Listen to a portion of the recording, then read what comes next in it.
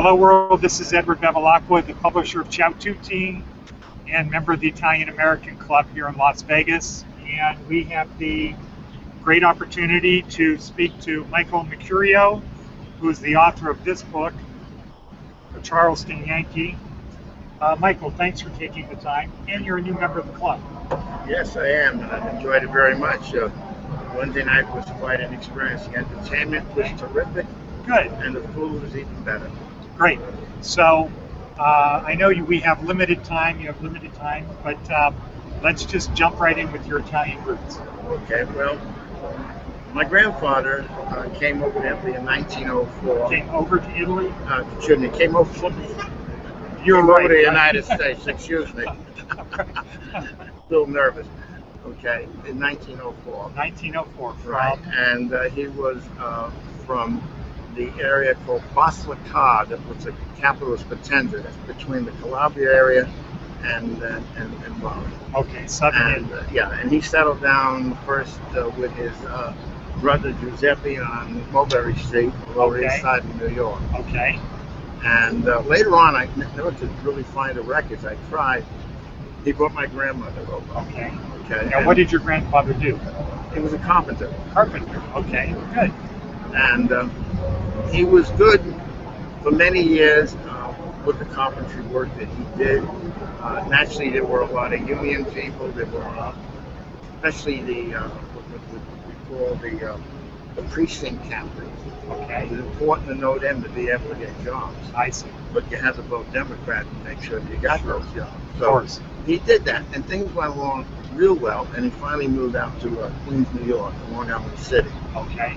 And then the Great Depression came. Okay. It was like a bomb going off. He couldn't find any work. Yeah. And so he had, I think it was at that time, had 5 kids. Okay. Everybody had to find a job so that the family could survive. Sure. So they all lived in one house. Some family. Yeah, family. The parents. The parents, and the children. And I come later on into the story, but that's the way it was. But isn't that usually how it works? You live with your parents. It was a community. It's the part that was different is everybody had to work. Exactly. The kids and everybody. They did everything with American Chickles Company. Some went into the railroad yards to steal coal so they could heat the house because there was no money.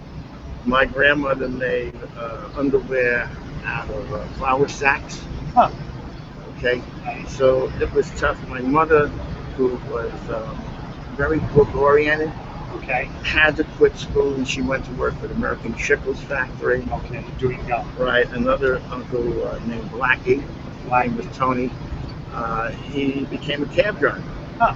And so they all chipped in, and at night, like most Italians in that era, with one big table, one pot, the salad bowl, the pasta, and the meat, and that's the way we ate. Okay. I've heard that story a dozen times. Exactly. Yeah, it's a story of Italian America. And it brought the families close. There's a closeness. It certainly did. Now, what about Sundays? Sundays was like a religious day, and it wasn't so much for my grandmother a religious day at the church, but it was a religious day to the family. Everybody be there. When the uncles and the aunts and the economy got better, and some of them moved out of the house, when Sunday came, you had to be at the table in the basement. And as kids, we were all put with an extra table at the end of the big table. Yeah, we'd be down there. That's how it was when I was growing up. Yeah, that was very American. Reno Armeni, who's from Italy, I interviewed him a couple months ago, and he still does that to this day. He has one daughter who's an attorney. They still have to come over Sunday for they're married. So that's one guy who keeps the tradition alive, as do many. A lot of members of the club do that. I don't want to make it seem like it's little. So, what did your father do? Well, unfortunately, that's where my bad luck is. Okay. My father and my mother were separated when I was 4 years old. Huh. And about 4 or 5 years later, they were divorced. He had a drinking problem, and he had a problem with whacking me and my mother around. Oh, okay, I remember And that from the book. that sort of shaped a lot of my outlook on life. Sure. So now, so then did you spend most of your time with your mother's family? Yes, we moved in with my grandmother and my grandfather because we would have been destitute. And my mother went back to the American Chickles Company, but she worked during the Depression to get a job. So she worked during the day. And I was really raised by my immigrant grandmother and my grandfather. And I started to learn the language fairly well. Unfortunately, when they passed away, there was no time to practice it. Yeah. But still bits and pieces, come to me now and then. Okay. And what lessons did you learn from it? Well, just about everything, but especially from my grandmother. Okay. Maria didn't stand 5 feet tall, but she was the strength of that family. And she had a wisdom which reminded me a lot when we wrote the book and made the movie Soul of the Greek. Okay. That kind of basic experience in life, no bullshit. She knew what it took to survive. My grandmother used to take me shopping on the Lower East Side of New York with her. Okay, my uncle would drive us over the bridge, 59th Street Bridge. We'd go down there because she couldn't speak English. The day she died, she couldn't speak. Oh, not at all. Not at Just all. a little. Not at all. She can say shout. Right, and the only time she wore shoes is when she went down the Lower East Side, or now and then to church. Other than that, Sometimes she'd go to church and wouldn't wear shoes. Is that what you're saying? Well, back in Potenza, they probably didn't wear shoes. Okay, she hated shoes. Yeah. My great-grandfather, my grandmother's father, when he came from Italy, he didn't like wearing shoes either. He had to walk from near Salona in Abruzzi all the way to Rome, but he only had one pair of shoes, and they weren't that good back in the early 1900s. So he walked barefoot to get there in different times. No wonder so many of our people became shoemakers. We have some supporters of the magazine, and they've been with the club a while. Sorrentino, they are from New Jersey. No, they're from New York, and their grandfather and father were shoemakers. There you go. In Italy and then in New York. Custom shoes. Well, let's say that we gave this country a lot of style. We gave them good shoes. Italy still makes the best shoes. Yeah, well, you're right about that. And they're the best barbers in the world. You're the first person that said that to me recently. I remember hearing that as a kid. So many And I had an Italian uncle barbers. that was They were artistic. Yeah. And razor cuts and everything else. That developed a lot from Italian barbers. Why do you think Italians are like that? Well, we're very insular people in many, many ways. Our culture is so very, very strong. But when we came to the United States, we suffered a lot of discrimination. I know other groups did. Yeah. But when I think of all the words they had for us, dagos, wops, organ grinders, kitties, and it went on and on and on. Greaseballs. Yeah. That stigmatized us. Now, I read a book once because I wanted to understand the history of my family, my culture. When Italians came over, especially ones from Southern Italy, they were really looked down. Very looked down. But they wore colorful clothes. Now, when you see movies, you see the mob, everybody's either in black or maybe gray. Okay. The reason was they didn't want to stand out. That's why you get that conservative black look. I see. Okay, we're Italians. Sure. That's where it comes from. We're trying to hide your identity. And so many that I spoke to didn't want their kids learning Italian. They wanted them to be American. Right. And so it sort of, in my mind, created a cultural confusion in part because I was closer probably to being an Italian, really first generation, rather second generation, because what I said about my grandmother. Right. But others almost struggle, almost like an outsider, to understand what it's like to be an Italian. They get more information from watching a movie. Okay, like Casino, being an Italian, than they know really being Italian. Right. That's, No, I got it. So we're talking about Italian barbers. And I still want to go back to that question of what is it that makes Italians so good at doing these things, like shoes, like being barbers? Well, it's even more than that. The Italians are master architects, master artists overall. And artistry is artistry. Whether you design a dress or you cut hair. I was talking to an Italian today, his name was Vincenzo, I can't remember his last name. He was in the Marine Corps, later date than me, real squared away Marine. When he got out, one day he saw this barber school in New York, and he went ahead and joined it. Eventually he became the president of the school. Wow. He traveled internationally with different styles, etc. And we were talking about it with the artistic aspect. Okay. Sure. And when you think about European architecture, for example, yeah, you go to Paris, you go to London, other places. That is the architecture of Rome. right. That's where that comes from. The Greek we picked up and we did our own. Yeah. But everybody was trying to capture that. And it's another thing too. When you look at the word Tsar, Tsar means Caesar. Right. Okay. Even Hitler, to a certain degree, especially Mussolini, really were trying to establish the Roman Empire. True. True. I agree with you there. And Now, just one more time, going back to this barber. I asked the question to somebody similar to that, and they said, well, you know what? Italians have this ability to picture something in their head and use their hands to turn it into something real. What do you say about that? well, that's exactly what it is. I mean, sculpture, Michelangelo, etc. Yeah. You go to Florence, you see that stuff. Yeah, that is a great part of the visualization. Architecture, Yeah. the same way. Look at Martin Scorsese now. Martin Scorsese, I can't remember the ailment he had. I think it was asthma. He ended up on the Lower East Side of New York. And most of those buildings were 5-story. He used to look down on the street scenes.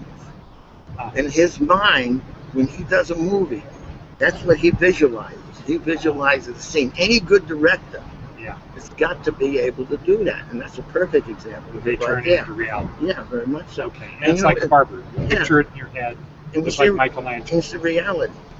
Socrates, by way of Plato, because Plato conveyed all the information. Right. And you get this also from Aristotle, especially. He said, what is reality? He said, there's a block of marble out there. Everyone looks, hey, it's a block of marble, right? But in my head, I see something that marble should look like, but it's a head of a person, or anything else. And when I shape that marble, that's when it becomes real. And that's what reality is about. So reality, very reality.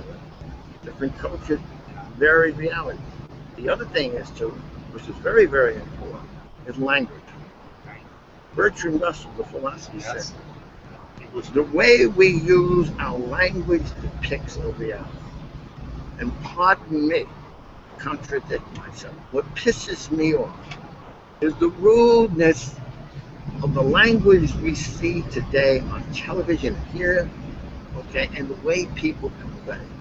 The word fuck has become an adjective, noun, an adverb, a preposition.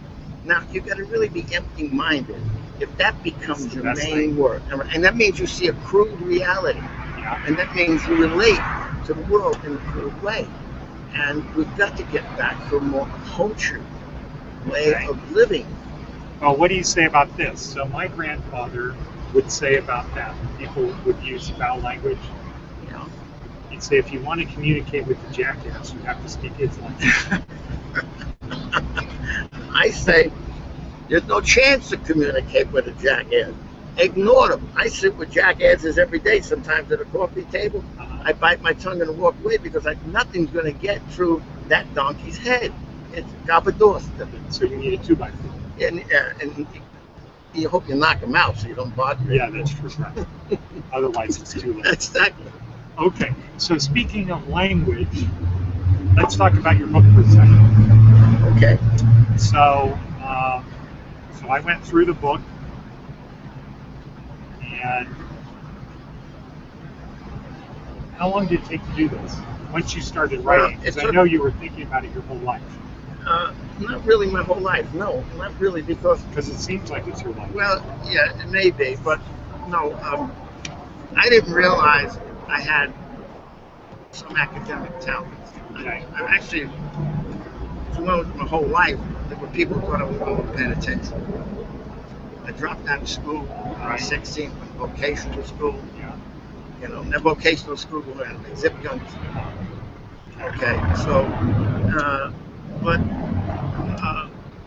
And then you it's it, and I went in the Marine Corps. And in the Marine Corps, I was a badass. I came out of Lance Corporal, but I was court martial. Basically, beat the court martial to a certain degree, and I didn't have to take the fifth to do it. Okay, but I was ambivalent where the Corps was concerned, because there's so many things that people don't know unless you're in it, and a lot of guys that are in it don't even want to admit a lot of the things that happen. Okay, it's a tough life to make a career out of, for example, and but I'm proud of being a Marine because within a few of us, it's like some colonel one time I said, not everyone that wore a Marine uniform was a Marine. And it was an interesting statement made by one of the most foremost generals in the Marine Corps. His name was Chesty Puller. Okay. And his last command, if I remember correctly, was Lieutenant General of the 2nd Marine Division beside was him. So they have a thing called the Inspector General. They look at the battalions, the regiments, and then the divisions. And that general once said, all right, I've seen the boy. Now take me to the brig and show me the men. Now you see what I mean about this, right? Yeah. So not every Marine that goes to the brig is a bad Marine, but they're damn good Marine. Yeah. Because you want somebody in combat that can think on their own and not be robotic. Right. And that's an important part of why our democracies have done well in war. You take the Normandy invasion. Yeah. That was a mess up. If it hadn't been for the infantry guys, the NCO, the enlisted men on the battle have figured their own way out of it. Nice. And that's the great thing of democracy. The Germans, they're regimented. The Japs, they're regimented. Well, you got a regimentation and you can't dance around, you're going to get killed more easily. Okay. So,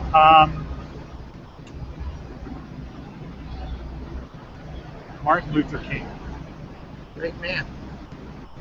Great man. You talked about him in your book. Yes, I do. Those words about judging a man by the content of his character, not the color of his skin, always resonated within me. Again, we talked about the discrimination against Italians, and the way we were treated, especially my grandfather's generation, more than me. Yeah. Right. Well, as you know, I made mention to you when I saw the last copy of the book, when I saw Frank Sinatra. Yeah. Frank gets good raps and bad raps. Yeah. Okay. But one thing about Sinatra that I identified in my own life, Sammy Davis Jr. Yeah. When he saw how screwed over black entertainers were here in Las Vegas, where they called it the Mississippi of the South, he finally had it. Yeah. And because he had star power and ability, I say he's really responsible for the integration that finally occurred in the industry here, and it worked to everyone's benefit. My book, sort of like Sinatra, there weren't many Italians where I lived. I mean, shoot, slipped up again. There weren't many black people where I lived. When you grew up. But there weren't many Italians in Charleston, right? No. Italians were a rare breed. I was in a land of grits. And side note, I couldn't find mozzarella, and I could not find ricotta to make a lasagna, which really was irritating. My mother used to send the care packages down. Well, that was nice of her. That was nice, but I got put on a tour then with Black Devil. Okay, and there were a lot of, also on the perimeter, a lot of white people. Well, given what I told you about, my mother and me having to live with my grandparents, and we lived in that basement with a family commune on Sunday. We lived with one couch, a stove, refrigerator, and a TV set. That was it. And then we walked up 3 flights of stairs, and we had 1 room, 2 beds, another slept in one, I slept in the other. So I knew what it was like to be poor. Yeah. And and so when I saw these people that had worse than me because of the color of their skin, I couldn't help but feel sympathy and empathy for them. And I treated them well. And I was rewarded, not that I was looking for it, because they bought a lot of insurance for me. And I did well. Burial insurance. Yes, burial insurance. Which actually people don't realize you buy insurance policy for 50 cents a dollar to get buried, because you want to go on the potter's grave. And a lot of them wanted what we call a big send-off. But they didn't have in life, they could have in debt. They had a policy. How much did that cost? Oh, back in those days, you could have a real big send-off for $1,000. And that policy, depending on your age, might cost you $1.50 or $2 a week. And that's the way it worked for me. But I try to do in my book justice to the problem of segregation and not make it just a Southern problem. It's a universal problem, especially in the United States. And so in my book, I talk about the riots in Watts. I talk about the riots in Harlem and Chicago. Even Martin Luther King said he didn't see as much hate in the South of Alabama as he saw in Chicago. Okay? So I try to be objective, because this is terrible. This is something we got to get beyond. And when I started writing this book 3 years ago, it wasn't that prevalent. Now, we're seeing these shootings that are happening. We've seen the Ferguson fires again. Right. And it's like all of a sudden the 60s are back. And this is not good for America. And so, the book, like I said, started before this happened, but I wanted to capture a period in 1960s in Charleston, South Carolina, as honestly as I could, politically and racially, and I juxtaposed that with a family, husband and a wife, coming to that town. The wife was from South Africa. Right. She's a Brit. Yeah. The Marine out of the service, which is pretty close to what my own life is. And how they saw that South and how they felt about that South. Now, in those days, if you were a liberal, you had to be careful what you said. But I wasn't too careful, so you could be well. That too. Even when I was out of the Marine Corps, you'd be. You're still Marine, right? I think I am. Like I said, look, there's a tattoo that says "Dead before dishonor," and I meant that. I meant that. The greatest fear I had was being a coward. I was sober as could be, and on a Sunday morning in Jacksonville, North Carolina, I saw this thing in the window, waited for the guy to open up and said, "Brand me." All right? And you notice I didn't put USMC. Death before dishonor is a personal thing to me, because without honor, there can't be a good life. Yeah, and no one true. can trust you. So that's very stoic. Now let me ask you this question. If your novel became a movie, who do you think would play the main character? You know, my wife and I talk about, there's so many new actors out there. You know, if I had to say, I wish he was young. Let me think for a second. Not a Pacino, not a De Niro. Oh gracious, my old mind. Help me. He made a Marine movie. Okay, with the Windtalkers, about the Navajo Indian. Oh yeah. Nicolas Cage. Okay. If I had a 20-year-old Nicolas Cage, that's who I would pick. So I would be looking for somebody out there in Hollywood, maybe an unknown, that can come across that way. That Italianness is there, and I like that movie. That movie was no bullshit. Windtalkers. Right. And remember how he suffered? I saw it once, but that movie's like 20 years old, isn't it? No, it's only about 10 years old. Oh, 10? Yeah, and it wasn't no rah-rah, and there was no beating drum playing for him. There was one scene where they're singing it, and everything else. But there's a guy that's suffering post-traumatic stress. Now, the other part of my book has to do with the Vietnam War. Right. And I was deeply affected because a Marine gunnery sergeant, very close to me, who saved my ass, maybe getting thrown out of the Marine Corps, died there. And his name is Gunny Star in this book. I resurrect him in this book. And with him and other Marines, I allowed them to speak their mind about what they felt. In the book? In the book, yes. In the book. I know what would have been on their mind. There are certain aspects to that book that are very true. There's a part in that book where a Marine buddy that served in Camp Lejeune comes to visit me in Charleston when I was in the Marine, and he asked me if I'm getting out of the book because I was kind of confusing the people. There were a lot of aspects that were very, very Marine. Okay, and a lot of guys thought it would be a likely, even though with all the trouble. And I told him, no, we're getting out because I was married and everything else. And he said, let me tell you, Mike, we're fixing to get into a big fight in Vietnam. I didn't know what he was talking about. I had to ask him. He said French Indochina. I had a general idea because I remember that the French got whipped down there in the Battle of Dien Bien Phu. He said, we're back in the government and nothing but a bunch of crooks. Okay, they had every conceivable crime you could imagine. So that's why you became against the Vietnam War. Yes, because right in the very beginning, I get this thing from a Marine corporal who was there in a so-called advisory role. The other thing he said, the South Vietnamese Army, is it worth a damn? It wasn't. And I got this from many other Marines that were there. That when they ran across the enemy, they didn't want to engage. And it became so frustrating to a Marine captain, he put a 45 to the head of the Vietnamese lieutenant and said, I'm going to blow your brains out, you'll stand. But then it gets worse. When the South Vietnamese military did take a village, supposed to liberate this village, they raped and pillaged their own people. Now, General Anthony Zinni sort of confirmed this in the book Battle Ready, which was written with Tom Clancy. Huh. Okay.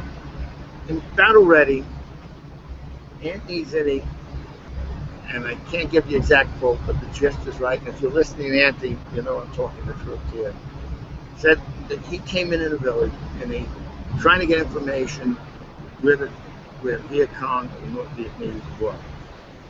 And this old woman, when he asked the question, where's the enemy? She pointed south.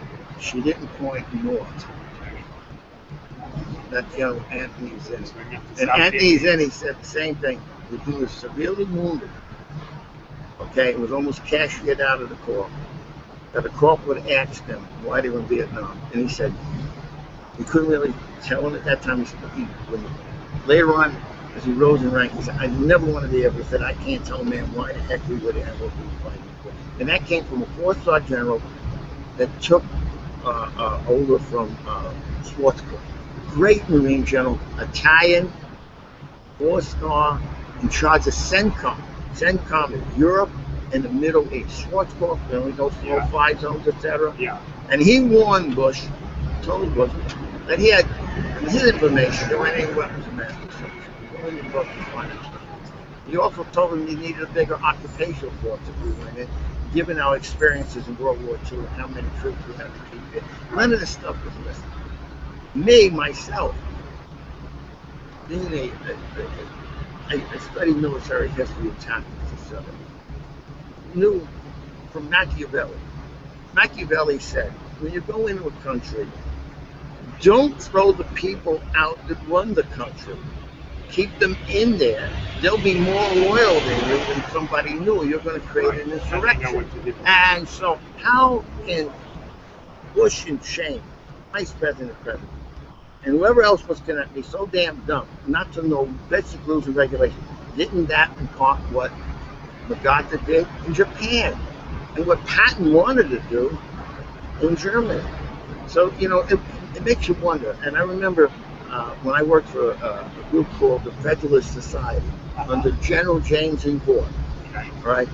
Jim Vaught developed Delta Force, okay, and was in charge of the Iran hostage rescue. In his house, about as big as this table, he had the actual markup of the compound wall of the prisons of the book and how they were supposed to get in there. And I won't go into a long story that, you know, he went in and did this thing. And I mean, and he knew, as well as others, I mean, that we get involved in these wars with no idea how we're going to come out of the damn thing or what we're going to do. And that's a problem. Now, regarding your book, yes. So it's a book that's about the Marine Corps to a certain extent. Right, but it's mainly about I would say there's a great love story in this book. Okay, I wasn't going to include love story. I was going to say Marines, race relations in the South, Exactly. Vietnam, And political skullduggery. political skullduggery. As you can probably see from biography in the back, excuse me, they only limited me to 150 words. But I was advisor to politicians. I put words in their mouths. Where was that? Well, in the back of the No, I mean where in life? Well, in this book, there's the main Charleston? character, this very seductive looking woman, Yes. okay, who's running for high political office, very ambitious, appears to be very idealistic, and she, like many other Apparently, politicians, and at the end, she switches. right, her view. she betrays people, and she's destructive. Well, it's what kind of she does. Machiavellian. Yes, right, and so, you know, again, politics is a rough game. In the South, it was the all Democratic South. Then Nixon has a brainstorm how to build the Republican Party in the South, and along with also Gold War. They called it the Southern Strategy. Sudden, The Southern Strategy. Southern, Yeah, like South. That's what we say. not It's like my cousin Vinny. You know. Utes. Utes. Like a youth. Yeah. It's a Southern strategy. You know, Gritsland. Yeah. Okay. And that was that they would support state rights. Everyone said, "Oh, we want state rights." Well, it meant something different there. State rights meant, hey, keep up with your bullshit down there. Yeah. Deny people different ways, which my book goes into Yeah. very, I think, aptly, on how you cancel people out from voting so that you can keep your power, keep a segregationist policy intact, play on the poor, deny really fair wages to working class people. And isn't that what we have throughout America? Well, what do you say about Las Vegas? I like Las Vegas. You got to get unions. Okay, so you're a union. Yeah, I am a very big supporter. Matter of fact, the AFL-CIO is in contact with me now as we speak. Okay, in South Carolina, the president of it. Okay, she's coming to my book signing in Charleston on June 28th. Right, Okay. June 28th in Charleston. Brett McKee's, yeah, and have other union leaders. Because without collective bargaining, you can't have a true democracy. Because you have to have a counterweight to capitalism. If you don't, capitalism is cannibalistic. We saw it in 2008. It almost ate itself up. My wife was a physician. Said it very wisely to me one day. She said a good parasite, okay, does not destroy its host. It leaves enough to feed. In 2008, they almost destroyed the host and everything, and they still may do it the way they're doing. So the book also tries to wise people up to what happened, what was going on then, but it speaks to today. When I started writing the book 3 years ago, I never thought that when we're here doing this interview, that so much of what I'm talking about would come to where we are right now and grow worse. So where's it heading? Where are we heading? Yeah. I believe a whole new In a social... historical sense, and you have a big sense of history and philosophy. What are we going to repeat? If history repeats, what time are we going to repeat? We're going to repeat what the monarchies repeated. The monarchies ruled the world. They got top heavy. They didn't take care of the people. They got overthrown, whether it was in France during the French Revolution or what happened Roman Empire. in Russia. But today, we're at uncharted water. Almost any economist that I've read has worked at that. People like George Soros, great investors, who also believe in helping the working class people, know that the waters are uncharted. With all this borrowing of money, we're writing IOU source. We got an $18 trillion debt. Okay? This all adds up to me to huge bankruptcy. And it's not only here, it's going to be universal. So this is going to be like the French Revolution? No, it could get that bad. Look, these right-wing people talk about, oh, these social programs are draining our pockets and everything else. And everything is responsible because you got food stamps, and all these other programs, and they attack the Medicare, they attack Obamacare, all of these things they attack. But let me tell you, I speak to them out there. If you got rid of those programs and those people weren't eating, okay, and did not have some kind of roof over their head, and many of them don't, they're living under bridges, you're going to have the damn revolution that's going to throw your ass out of office altogether. Pitchforks will be coming. Yes. It's happened in history before. I thought it was going to happen in part with the 98%ers out there. Okay? That was mainly, it looked like an academic crowd to me, the university stuff. See, now when you have this intelligentsia coming out and they can't get jobs or good paying jobs, they are realizing, like everyone else, that these guys at the top have got this country by the coyotes. Okay?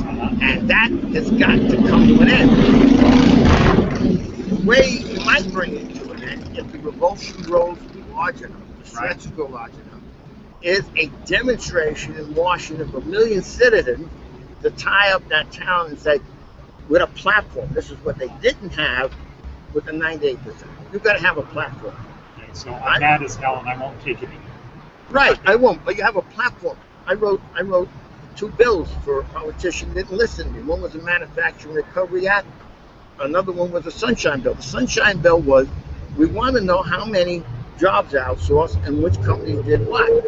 Oh, we can't do that. I got Department of Commerce, Department of Labor. That's the private sector. That's private information. So you can't get the Sunshine Bill. The Manufacturing Recovery Act was based on basically a carrot thing. You got to keep a percentage of jobs in America to keep this country healthy against what the hell you outsource. And then look, they outsource, right? They make a huge profit. They get $3 trillion that they should be paying taxes offshore, that they're not paying taxes. Imagine a rule that's written like that. You don't bring the money in the United States, but you made the money in the United States, and you don't tax it.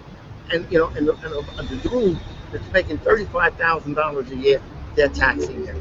Does that sound like a democracy? It doesn't sound great, but let me ask you this question. Jimmy Hoffa, fan?